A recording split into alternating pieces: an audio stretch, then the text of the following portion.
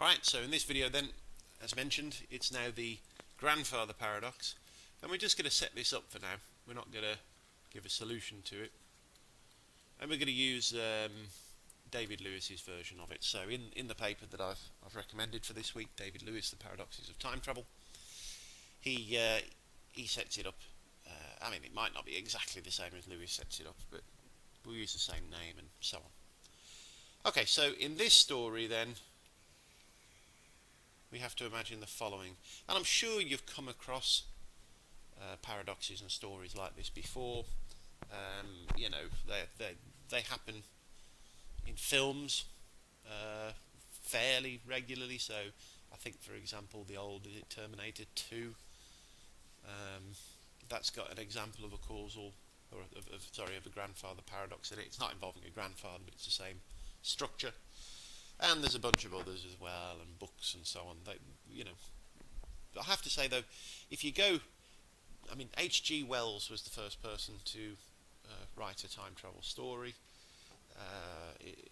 So back in the late 1800s. Before that, people hadn't really considered these. So although there are a fair few films that deal with time travel now, and fair few stories, you know, you've got Doctor Who. What else have you got? Rick and Morty. Then they have a time travelling machine. Back to the Future. You know, and so on and so forth.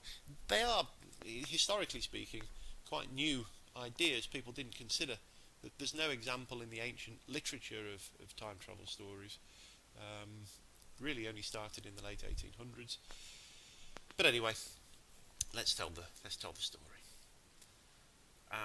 Okay, so in this story, we're supposed to imagine we've got grandfather. So I'm going to draw grandfather. Let's set this up as grandfather is born in 1850. So, oh, sorry. No, not born in 18. Okay, well, how are we going to do this? Grandfather. So I'll put a big G in his head. Grandfather. In 1850, he begets his son. Well, grandfather's alive in 1850. In 1870, grandfather has a son. Okay, this is still grandfather, and his son is going to be, so here's the son as a baby. We'll put D in his head. It's going to be Tim's dad. Okay, so then Tim's dad grows up. So let's suppose that we've got grandfather dies. So just follow what's going on.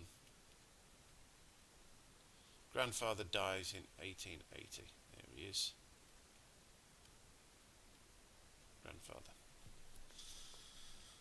And Tim's dad grows up, and in let's say 1900 has Tim. So here's Tim. It's important that we set this up correctly, so bear with it.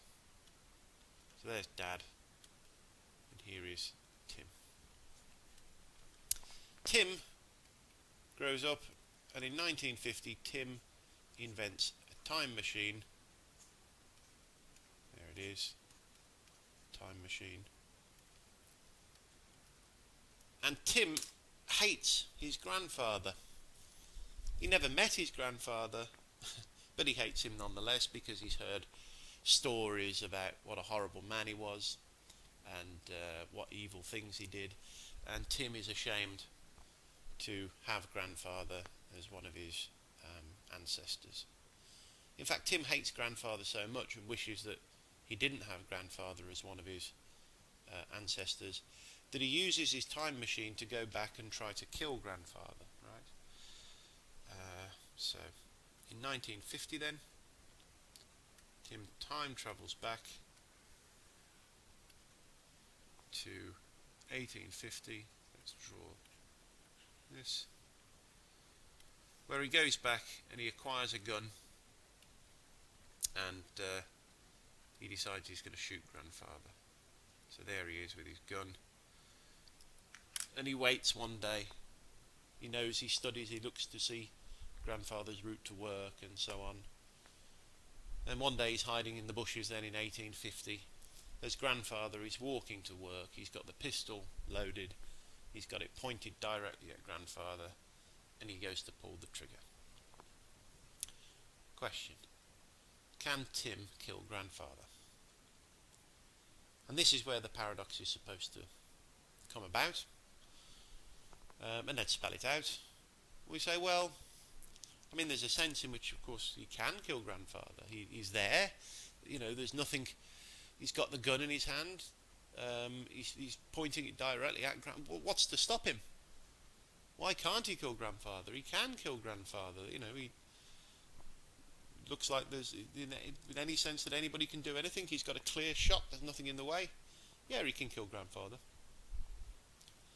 But on the other hand, he can't kill grandfather because, well, if he does kill grandfather, then grandfather will never grow up to have Tim's dad. Tim's dad will never have Tim. So, you know, if he does kill grandfather, none of this will ever happen.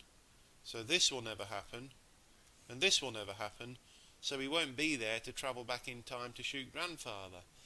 And it looks as though, you know, basically if he does shoot grandfather, he's going to wipe out the cause of his own existence, so he can never travel back. Right? So that's supposed to be the paradox. If we try and spell this out in terms of a direct contradiction, well, it's the one that I've just given. On the one hand, it looks like we want to say Tim can kill grandfather. On the other hand, we want to say it is not true that Tim, well, or just to put it in simpler terms, Tim can kill grandfather, and also Tim can't kill grandfather. And right, that's a contradiction. He both can and he can't kill grandfather. Contradictions are logically impossible, so this couldn't in fact happen. It's an impossible story. So there we go. Oops, let's just leave that up. So there we go. That's the second. This is the famous grandfather paradox. I mean, it doesn't have to involve a grandfather. You know, could you go back and kill your own? It could be your own father. Could you go back and kill your own mother or father before you were conceived? It looks as though there's a sense in which, well, you can, because the laws of logic. Imagine that you are Tim in this story, that you're Tim there in front of Grandma. Are the laws of logic going to stop your hand? That seems to give the laws of logic a little bit too much power. How are they going to stop you from pulling that trigger?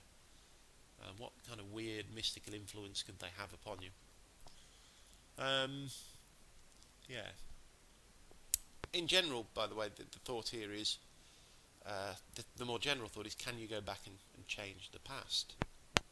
And that's often thought to be we speak of time travel stories in that way, or we have to, we think about them as people going back into the past and changing what happened. And this is a kind of changing what happened par excellence. It's changing what happened involving the existence of the person themselves. So okay, there we go. We've now set up then. So we've seen our question is to do with logical possibility. Is time travel logically possible? We've considered what time travel means, this distinction between external time and personal time. So in this case, for example, Tim's personal time comes apart from external time. And then we've considered two paradoxes, causal loop paradoxes and the grandfather paradox. And yeah, there we go. So what do we say about these issues? We're going to now look at that.